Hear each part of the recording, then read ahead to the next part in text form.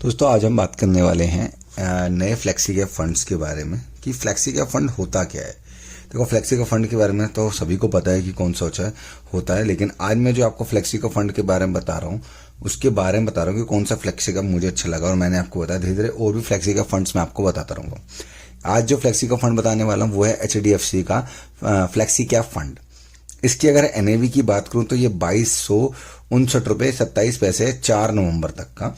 जब भी कभी वीडियो देखोगे तो तब NAV अलग होगी, लेकिन आज जो NAV है 4 नवंबर 2025 वाली मैं आपको बता रहा हूँ क्योंकि मैं वीडियो आज बना रहा हूँ।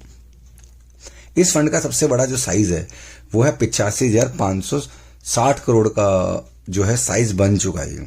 सही है।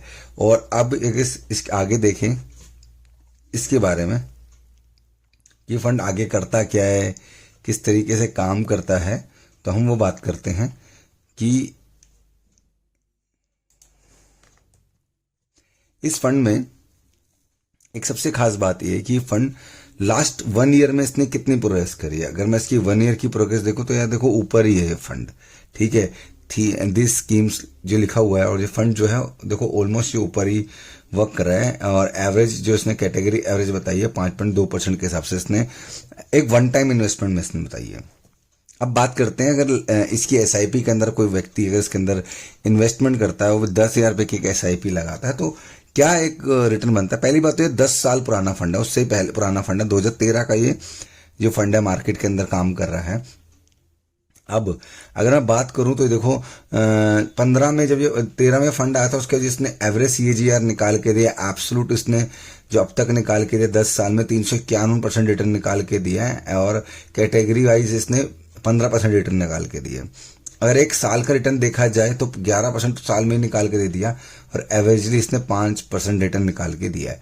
तो ये 10 साल की ना इसकी परफॉर्मेंस थी कि हम जब भी कोई फंड देखते हैं हम उसका ना 4 से 5 साल का पीछे का बैकग्राउंड देखते हैं, फंड वर्क क्या करता है, किस तरीके से काम करता है। तो ये एक फंड है HDFC का फ्लेक्सी कैप फंड का मतलब होता है भाई फंड मैनेजर को बिल्कुल छूट होती है कि अपना पैसा कहीं भी इन्वेस्ट कर सकता है। उसको कोई रिस्ट्रिक्शन नहीं है कि ये पैसा इतना इतना लगाना, उसको पूरी छूट होती है, आप कहीं भी लगाए, तभी इसका नाम फ्लेक्सी कैप फंड है।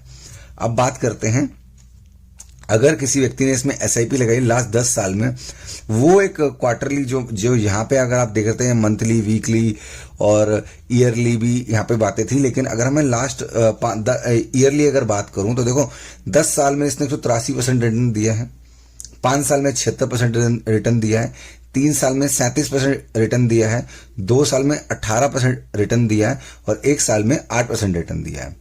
तो कहीं ना कहीं अगर आप इन्वेस्टमेंट जिस तरीके से इन्होंने बोला है कि 12,000 महीने आप लगाते हो, साल 24,000, 36, 60 और एक 20, तो ये फंड बनता है। लास्ट बट नॉट इस फंड के बारे में हम ये भी जानते हैं कि फंड भाई कहाँ कहाँ लगता है। अब इस पोर्टफोलियो के अगर बारे में बात करें तो भाई 87.98% ये जो फंड्स हैं ये इक्विटी होल्डिंग के अंदर ही काम करता है। जैसे कि 60% ये लार्ज कैप में लगाते हैं अपना पैसा, 2% ये मिड कैप में लगाते हैं, स्मॉल कैप में ये 4% लगाते हैं, बाकी का रेस्ट 21% जो है वो कहाँ लगाते हैं, अदर्स में लगाते हैं, कहीं भी इसी में से ही कहीं ना कहीं लगाई देते हैं। तो फ्लेक्सी कैप फंड्स का जो बेनिफिट ये है, ये देखो 87% इन्होंने बोला इक्विटी में है, डेट में 6% इन्होंने लगाया हुआ है, ठीक है, और अदर्स में इन्होंने 11% लगाया हुआ है। डेट्स वो फंड जो डेट रिकवर फंड्स होते हैं और अदर्स तो अलग ही फंड्स होते हैं, तो अदर्स में इन्होंने 11% पैसा लगा रखा है।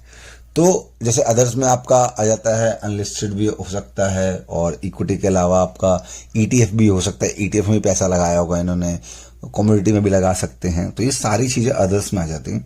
बेसिकली पर इन्होंने इक्विटी में जो है 87% पैसा आपका लगा के रखा हुआ है। तो ये एक फंड था जो मैंने आपको बताया HDFC का फ्लेक्सी कैप फंड। बाकी ये फंड मुझे तो ठीक ठाक लगा, मैंने अब आपको बता दिया है। जब भी आप इस फंड में पैसा लगाएं एक बार खुद की रिसर्च से लगाएं और सोच समझ के पैसा लगाएं कि हमें कहाँ लगाना है, किस तरीके से लगाना है। और बाकी ये जो मैं वीडियो बनाता हूँ सिर्फ एक नॉलेज पर्पस के लिए वीडियो है। जब भी आपका मन करे आप अपने तरीके से इस फंड में पैसा इन्वेस्ट कीजिए।